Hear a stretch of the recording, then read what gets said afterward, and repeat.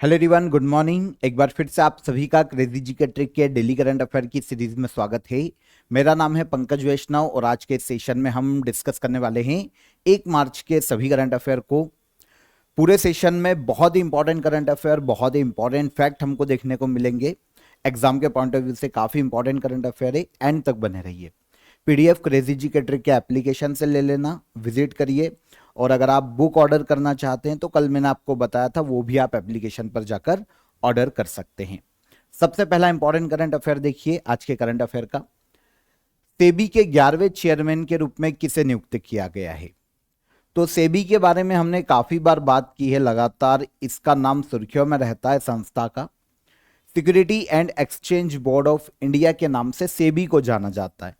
India में share market, जो share market है, प्रतिभूति मार्केट है ना, सिक्योरिटी मार्केट, उसको रेगुलेट करने वाली संस्था है सेबी। सबसे पहली बार इसकी स्थापना की गई थी 1988 में। स्थापना तो हो गई थी, लेकिन इसे वैधानिक निकाय के रूप में मान्यता दी गई थी। सेबी एक्ट लाया गया था 1992 में, और 1992 में इसे वैधानिक मान्यता प्रदान की गई। 1988 में स्थापित हो चुका था। अभी तक सेबी की चेयरपर्सन के रूप में कार्यरत थी माधवी पुरी बुच, जो कि 10वीं चेयरपर्सन थी। और सेबी की पहली महिला चेयरपर्सन थी कौन? माधवी पुरी बुच।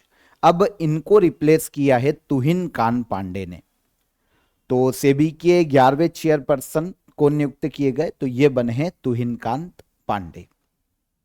इनके कार्यकाल की बात करें तो सेबी के चेयरपर्सन के रूप में इनका कार्यकाल अब 3 साल का देखने को मिलेगा।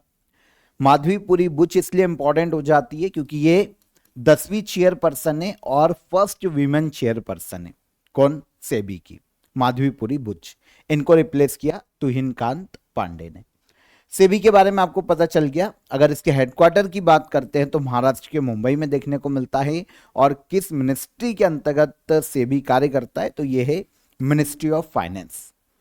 जो हमारा वित्त मंत्रालय है वो रेगुलेट करता है सेबी को। और सेबी किसको रेगुलेट करती है? तो ये शेयर मार्केट को रेगुलेट करने वाली संस्था है। तुहिन कांत पांडे हाल ही में इसके अध्यक्ष के रूप में अपॉइंट किए गए।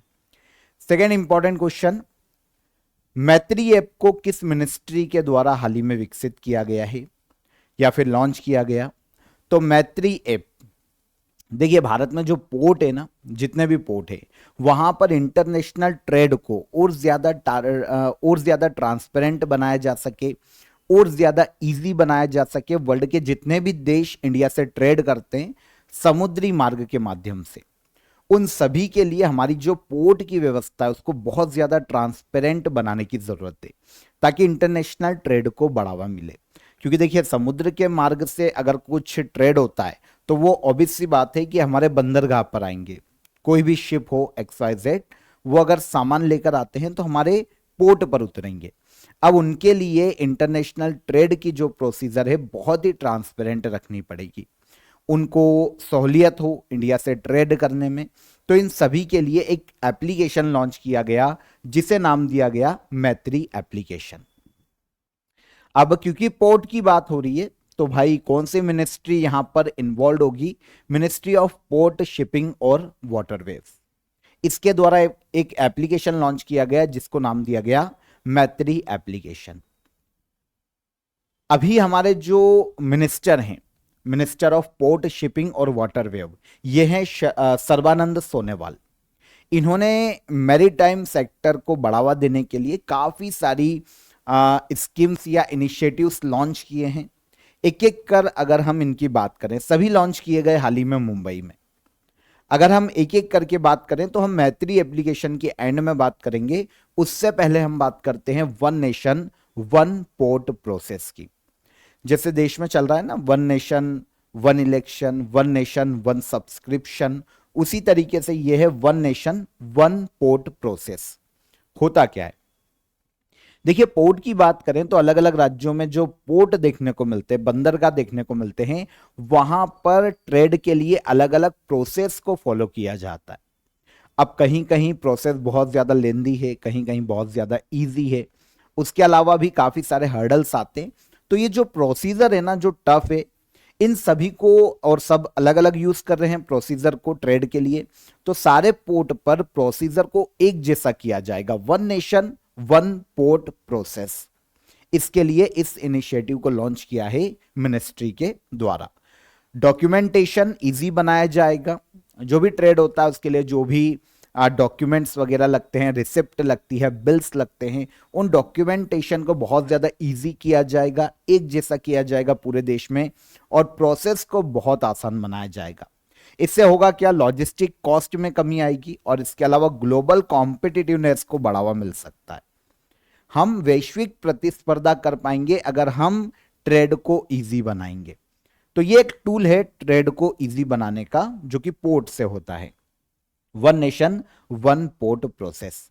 तो इसको लॉन्च किया गया। इसके अलावा भारत ग्लोबल पोर्ट कंसोर्टियम को लॉन्च किया गया है, एक अलायंस है जिसमें क्या होगा कि इंडिया की जो पब्लिक सेक्टर कंपनीज है उनको एक साथ लाया जाएगा ताकि देश में जो पोर्ट से उन्हें डेवलप किया जा सके और इंटरनेशनल लेवल के पोर्ट इंडिया में डेवलप किए जा सके। प्रतिस्पर्धा बढ़ेगी, इंडिया जो है वर्ल्ड के दूसरे देशों से कंपीट कर पाएगा।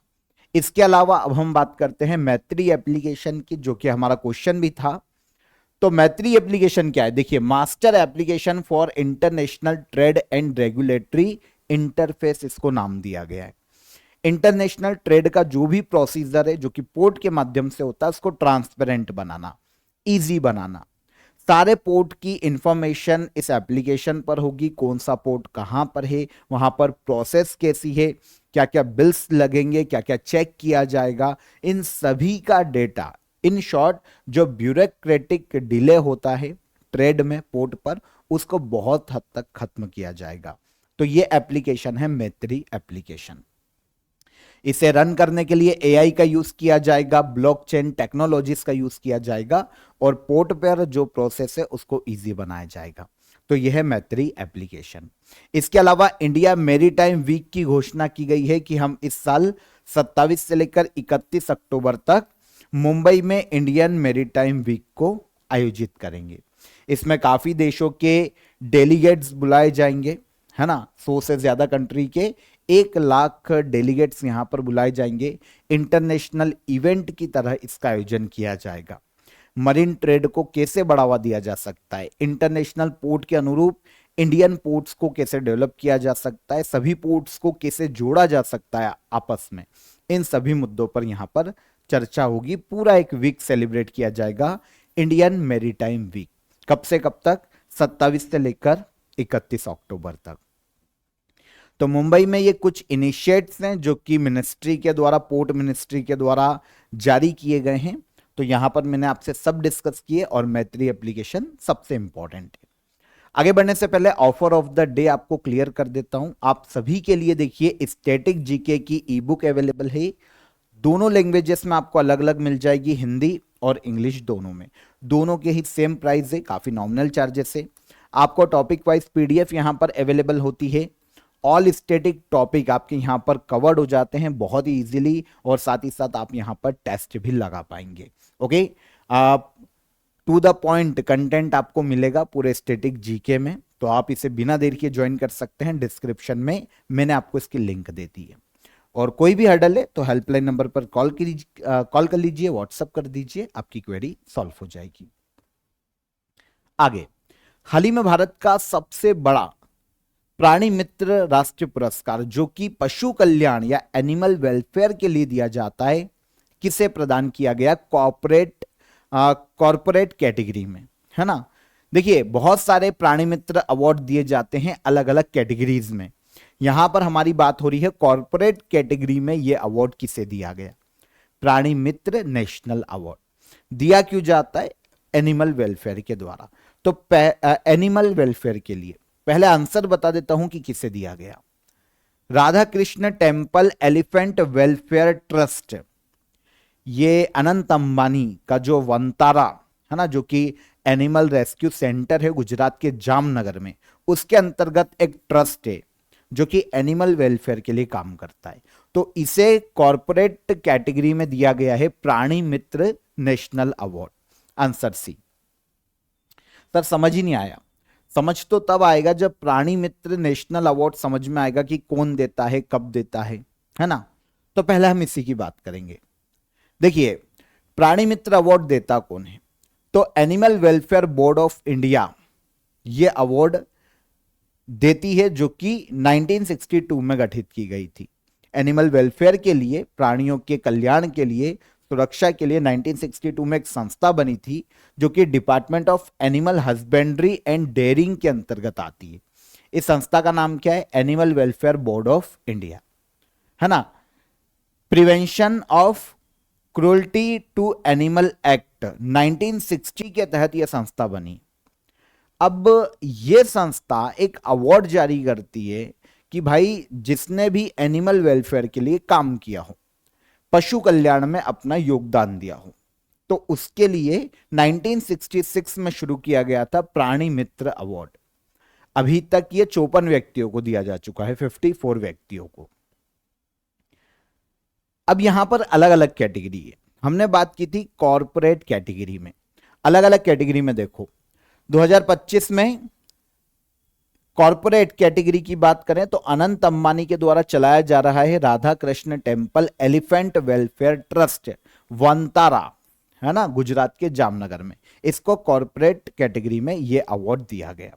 अब देखिए, अलग अलग कैटेगरीज की बात करते हैं तो एडवोकेसी कैटेगरी में इंडिविजुअल जो अवार्ड है वो दिया गया है अखिल जैन को, छत्तीसगढ़ के रायपुर से हैं।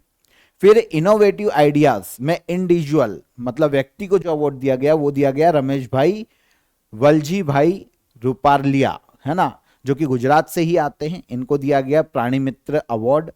फिर life time animal service individual दिया गया श्री हर नारायण सोनी, जो कि बिलोंग करते हैं राजस्थान के जोधपुर से।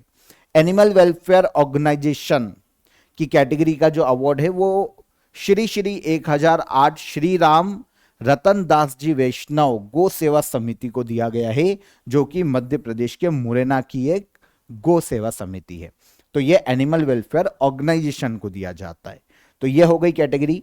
और जो हमने कॉर्पोरेट कैटेगरी की बात की थी उसका अवार्ड दिया गया है Radha Krishna temple elephant welfare trust, Gujarat Jamnagar. Anant Ambani का ये ट्रस्ट है, जो कि रिलायंस के जो मुकेश अंबानी हैं उनके बेटे हैं, वो इस ट्रस्ट को चलाते हैं। तो ये सारे अवार्ड हो गए प्राणी मित्र अवार्ड। जो भी विनर्स रहे 2025 में वो सारे यहां पर मैंने आपको बता दिए, जो एग्जाम में पूछे जा सकते हैं। आगे बढ़ेंगे। आधार गुड गवर्नेंस पोर्टल को किस मिनिस्ट्री के द्वारा शुरू किया गया?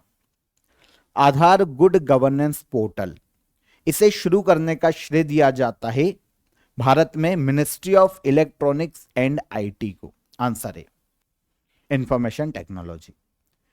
देखिए, पोर्टल क्या है?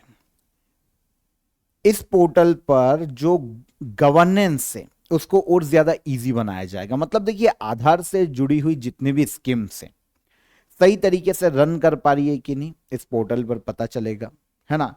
कौन कौन सी स्कीम्स है जो कि आधार से जुड़ी हुई है, इसके बारे में यहां पर जानकारी मिल जाएगी किसी भी व्यक्ति को।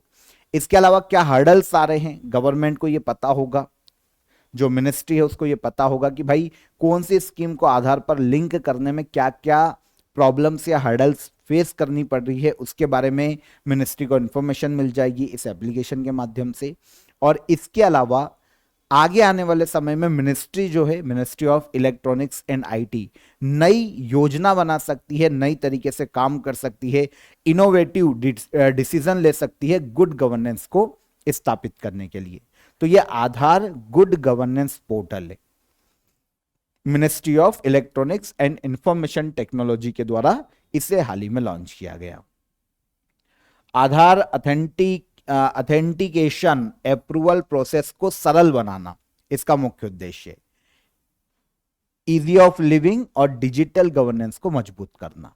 कैसे होगी भाई? जब लोगों को पता होगा कि उनके आधार से किस किस सरकारी स्कीम का लाभ मिलता है, कौन कौन सी गवर्नमेंट स्कीम्स आधार से जुड़ी हुई है, तो जो डिजिटल गवर्नेंस से उसको इंप्रूव करने में मदद मिलेगी, गुड गवर्नेंस को बढ़ाने में मदद मिलेगी इस पर्टिकुलर पोर्टल के माध्यम से। वैसे आधार कार्ड के बारे में आपको पता है 12 डिजिट का एक यूनिक आइडेंटिटी नंबर होता है। ये भारत में किसी भी व्यक्ति के निवास प्रमाण के रूप में यूज किया जाता है, डोमिसाइल के रूप में। आप ये समझिएगा कि जो आधार है ना, वो किसी भी सिटीजनशिप का प्रमाण नहीं होता है ना। आधार सिटीजनशिप का प्रमाण नहीं है, नागरिकता का प्रमाण नहीं होता, ये केवल डोमिसाइल का प्रमाण होता है। दुनिया का लार्जेस्ट बायोमेट्रिक आईडी सिस्टम है आधार। लॉन्च किया गया था 28 जनवरी 2009 को, और unique identification authority of India इसको रेगुलेट करती है। एक स्टेचुरी बॉडी है unique identification authority of India, जिसकी स्थापना 2016 में की गई थी आगे चलकर, और वर्तमान में इसके चेयरमैन देखने को मिलते हैं नीलकंठ मिश्रा। तो ये हो गया हमारा आधार से रिलेटेड या फिर unique identification authority of India के जो फैक्ट आते वो यहां से कवर हो जाएंगे। तो इनके द्वारा जो पोर्टल लॉन्च किया गया है, उस पोर्टल को नाम दिया गया है आधार गुड गवर्नेंस पोर्टल। लॉन्च किया है ministry of electronics and IT. सशक्त भारत नामक हिंदी मैगजीन को किस मिनिस्ट्री के द्वारा लॉन्च किया गया? सशक्त भारत एक हिंदी मैगजीन है, समझना किस भाषा में? हिंदी भाषा में। इसे लॉन्च किया है मिनिस्ट्री ऑफ डिफेंस ने, भारत के रक्षा मंत्रालय ने। उद्देश्य क्या है? देखिए, हिंदी लैंग्वेज को बढ़ावा देने के लिए ओके एक द्विवार्षिक पत्रिका निकाली गई है हिंदी में डिफेंस मिनिस्ट्री के द्वारा, और डिफेंस मिनिस्टर राजनाथ सिंह ने हाल ही में इस हिंदी मैगजीन को लॉन्च किया। उद्देश्य यह है कि ऑल ओवर इंडिया तो ठीक है, लेकिन डिफेंस सेक्टर में हिंदी के उपयोग को बढ़ावा दिया जा सके। तो डिफेंस मिनिस्ट्री ने इसके लिए पत्रिका निकाल दी, सशक्त भारत। 2 साल में एक बार निकाली जाएगी हिंदी में, है ना। पत्रिका में होगा क्या? तो सशस्त्र बल जो है, हमारे जो आर्म्ड फोर्स है, उनके ब्रेवरी के किस्से, पराक्रम की बातें, देशभक्ति, बलिदान की कहानियां, और साथ ही साथ जो गवर्नमेंट पॉलिसीज है उनकी हिंदी में यहां पर चर्चा की जाएगी, डिस्कशन किया जाएगा।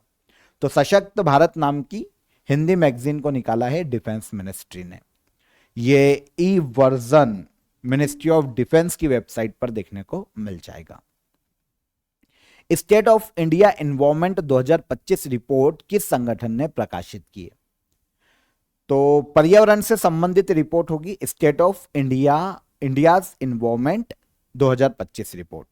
इसे जारी किया है centre for science and environment, और इसकी एक संस्था है डाउन टू अर्थ। इन दोनों ने मिलकर इसे जारी किया है। आंसर सी।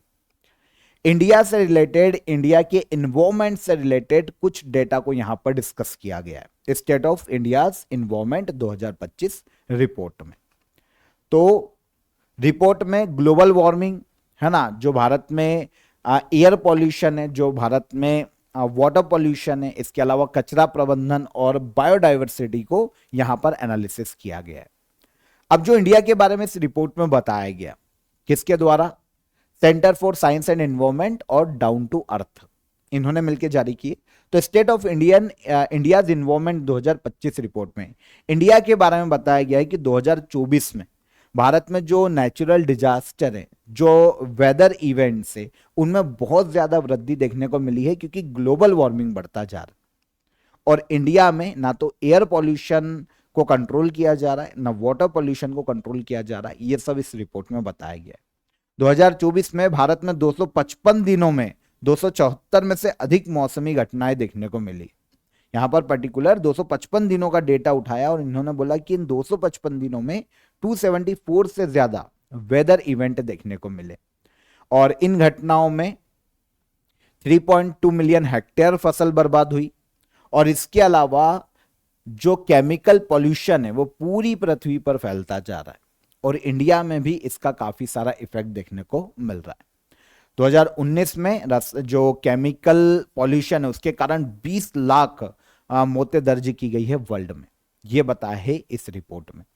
अब केमिकल पॉल्यूशन की बात करें तो जो लोग हैं ना, जो केमिकल यूज करते हैं, उससे एयर पॉल्यूशन भी होता है, वाटर पॉल्यूशन भी होता है, सॉइल पॉल्यूशन भी होता है। तो इन सब पर ये केमिकल पॉल्यूशन है, जिससे 20 लाख लोगों की मृत्यु हुई है 2019 में पूरे वर्ल्ड में। WHO का अगर हम डेटा देखें तो 2020 बिलियन टन रसायन हर साल पर्यावरण में छोड़ा जाता है पूरे वर्ल्ड में, एनवायरमेंट में 220 बिलियन टन है ना, ये रसायन है जो कि छोड़ा जा रहा है, ऐसा कहना है, केमिकल है जो कि छोड़ा जा रहा है। हर सेकेंड 65 किलोग्राम कैंसर पैदा करने वाले रसायन एटमॉस्फेयर में मिल रहे हैं, पर्यावरण में मिल रहे हैं, जो कि आगे चलकर मृत्यु का कारण बनेंगे। तो कुछ डेटा को यहां पर एनालिसिस किया गया है रिपोर्ट में। हमें देखिए इंटरनल डेटा उम्मीद कम है कि पूछा जाएगा, पर रिपोर्ट किसकी है ये क्वेश्चन आ सकता है। तो रिपोर्ट किसने निकाली है, तो रिपोर्ट निकाली है centre for science and environment, और उसकी एक पत्रिका है डाउन टू अर्थ। इनके द्वारा 2020 से हर साल इस रिपोर्ट को प्रकाशित किया जा रहा है, state of India's environment report. अब तक भारत में कुल कितनी बार डिलिमिटेशन कमीशन का गठन किया गया है? परिसीमन आयोग की यहां पर बात की जा रही है। होता क्या है डिलिमिटेशन कमीशन, आप इसको समझिए। देखिए जब भारत आजाद हुआ था, आजाद हुआ था या फिर संविधान सभा का जब गठन किया गया था, तो आपको पता है संविधान सभा का जो गठन हुआ ना, उसमें मेंबर्स की जो संख्या थी वो भारत की जनसंख्या के आधार पर डिवाइड की गई थी। 10 लाख पर एक मेंबर कॉन्स्टिट्यूएंट असेंबली में निर्धारित किया गया। इस तरीके से 389 सीटों का निर्धारण कॉन्स्टिट्यूएंट असेंबली में किया गया था। तो उसी के आधार पर भारत में आगे चलकर जो लोकसभा का गठन किया गया, राज्यों की विधानसभा का गठन किया गया, वो जनसंख्या के आधार पर ही सीटों का गठन किया जाता है। और इसके लिए समय समय पर डिलिमिटेशन कमीशन का गठन किया जाता है। ठीक है, समय समय पर डिलिमिटेशन कमीशन का गठन किया जाता है, परिसीमन आयोग गठित किया जाता है। अब इस आयोग की सिफारिश पर जनसंख्या के आधार पर यह सीटों का आवंटन करता है, ठीक है, देश में। अब ये अभी तक देश में गठित किया जा चुका है 4 बार। कितनी बार? 4 बार। 4 बार इसका गठन किया जा चुका है। अगर हम बात करें कब कब, तो 1952 में पहली बार गठन किया गया था, 1962 में दूसरी बार, 1972 में दूसरी बार, 1972 में तीसरी बार और 2002 में चौथी बार।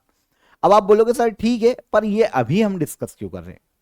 तो हाल ही में जो भारत के दक्षिण भारतीय राज्य है ना, उन्होंने चिंता जताई है कि भैया अब जो 2026 में डिलिमिटेशन कमीशन का गठन किया जाएगा या जो परिसीमन किया जाएगा, उसमें लोकसभा में दक्षिण भारत से सीटें कम हो सकती। क्यों? क्योंकि दक्षिण भारत के जो राज्य ना, उन्होंने अपनी पॉपुलेशन को कंट्रोल करके रखा था काफी समय से, लेकिन वहीं पर उत्तर भारत से कंपेयर करें तो उत्तर भारत में जनसंख्या बहुत बड़ी, यूपी ले लें, बिहार ले लें, और हिंदी भाषी बेल्ट पर जनसंख्या की बढ़ोतरी देखने को मिली।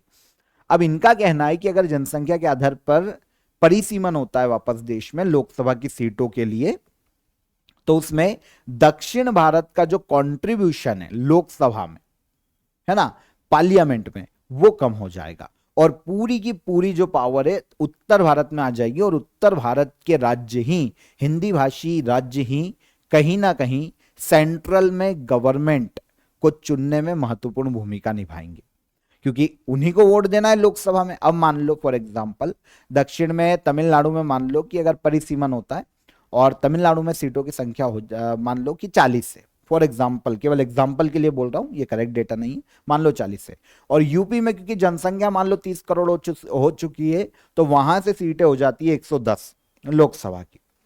अब 40 तमिलनाडु और लोकसभा में 110 सीटें, कहां से अगर लोग वोट देंगे तो लोकसभा में या सेंट्रल में कोई गवर्नमेंट बनाएगा, तो ऑब्वियस सी बात है यूपी की सीटों का इफेक्ट ज्यादा होगा, है ना।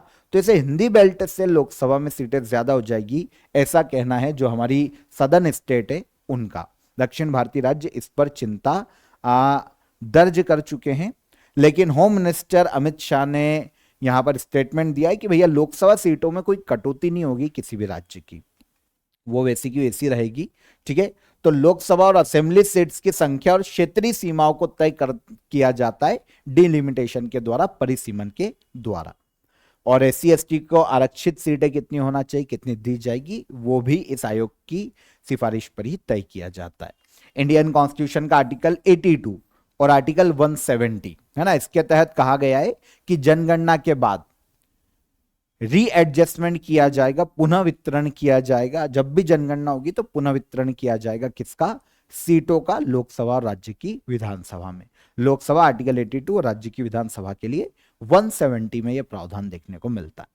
लेकिन आपको पता है कि आखिरी जो इंडिया में परिसीमन हुआ वो 2002 में हुआ, लेकिन उस वक्त सीटें बढ़ाई नहीं गई, कुछ भी छेड़छाड़ नहीं की गई, वैसी की वैसी थी। लेकिन वो जो संविधान संशोधन था ना, उसके लिए 84th संशोधन लाया गया था 2002 में। इसके पहले जो परिसीमन था वो कब हुआ था? 1972 में। और 1972 का जो परिसीमन था वो 1971 की जनगणना के आधार पर था, 1971 के सेंसस के आधार पर था। अब 2002 में देखिए चेंज तो कुछ किया नहीं गया, लोकसभा और विधानसभा की सीटें सेम थी। अब यह किया गया कि 2002 में 84th अमेंडमेंट एक्ट के द्वारा यह प्रावधान किया गया कि सीटों की संख्या 2026 तक यथावत रहेगी, चेंज नहीं की जाएगी। और ये जो 2026 तक जो सीटें चल रही है ना, वो किस जनगणना पर चल रही है? 1971 के सेंसस पर, इसे भी याद रखना।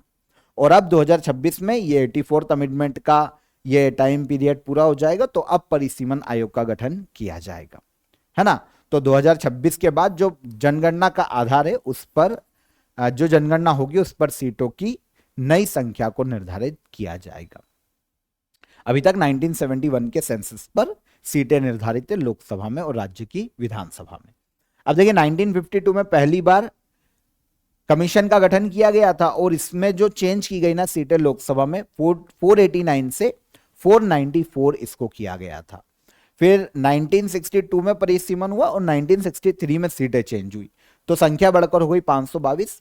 फिर 1972 में परिसीमन हुआ और फिर 1973 में इसको लागू किया गया तो सीटों की संख्या 522 से हो गई 542 और आगे चलकर सिक्किम की एक सीट को और ऐड कर दिया गया 543, जो कि अभी हमें लोकसभा में देखने को मिलती है। एक्चुअल 2002 में सीट में कोई भी चेंज नहीं किया गया था। तो कमीशन कितनी बार गठित किया गया है परिसीमन आयोग? तो अभी तक 4 बार ऑफिशियली इसका गठन किया गया। वैसे राज्य के लिए भी एक बार लेकर आए हैं, लेकिन ये नेशनल लेवल पर सीटों के आवंटन से संबंधित नहीं था। 2020 में भी एक बार गठित किया जा चुका है, पर यह नेशनल लेवल का नहीं था, केवल कुछ पूर्वोत्तर राज्यों के लिए और जम्मू कश्मीर के लिए प्रावधान था, तो इसको नेशनल लेवल पर नहीं गिना जाता। तो 4 बार परिसीमन आयोग का गठन किया गया है।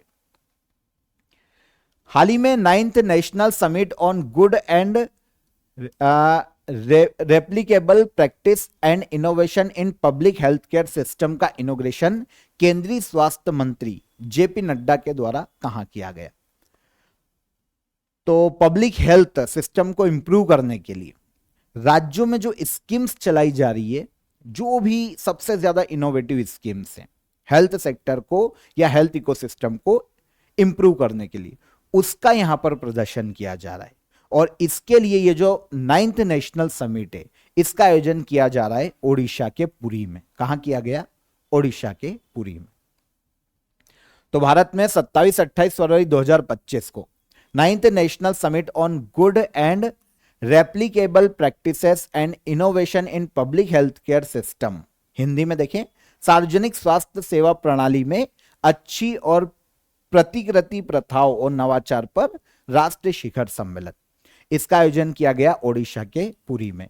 Union health minister JP Nadda ने इसका इनॉग्रेशन किया और उद्देश्य मैं आपको बता ही चुका हूं। स्टेट और यूनियन टेरिटरी द्वारा अपनाए गए जो भी बेस्ट प्रैक्टिसेस है, जो भी इनोवेशन है हेल्थ के सेक्टर में, उसको बढ़ावा देना, प्रस्तुत करना और अन्य राज्यों को इसे अपनाने के लिए प्रेरित करना।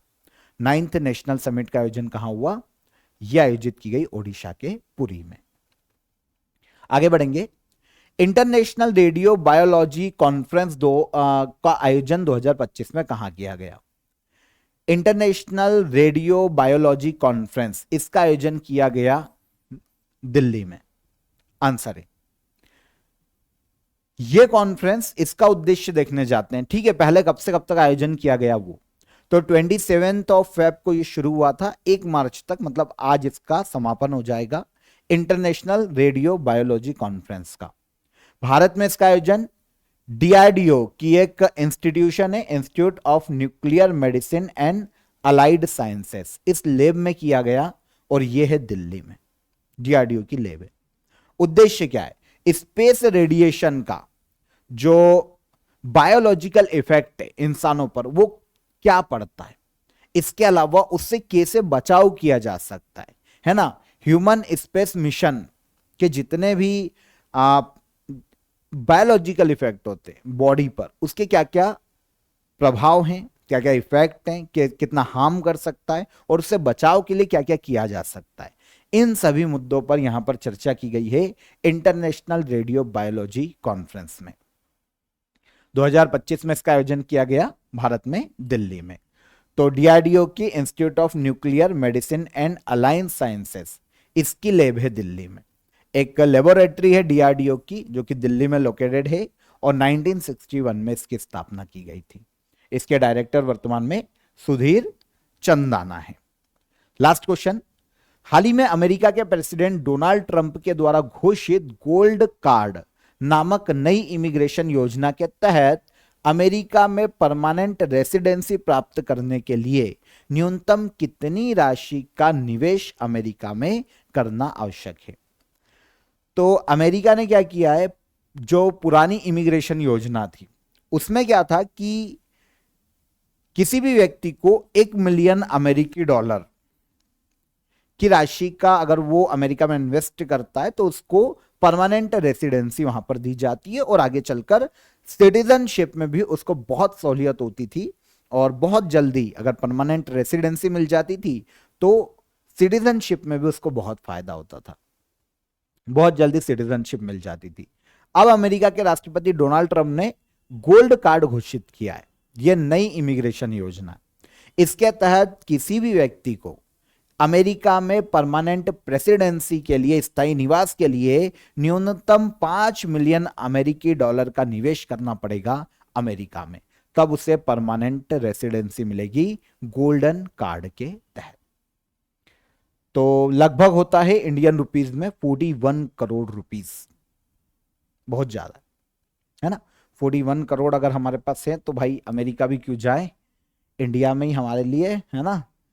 आप एमएलए का चुनाव भी लड़ लेंगे और उसके बाद फिर सीएम वगैरह से भी दोस्ती हो जाएगी और है ना, सेंट्रल में सांसदों तक से हमारा उठना बैठना हो जाएगा साथ में।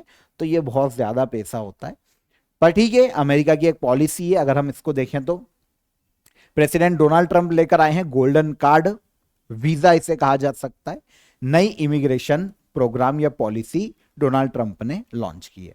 इसके तहत यूएसए की सिटीजनशिप मिलने का रास्ता भी आसान हो जाएगा अगर परमानेंट रेसिडेंसी मिल जाती है तो।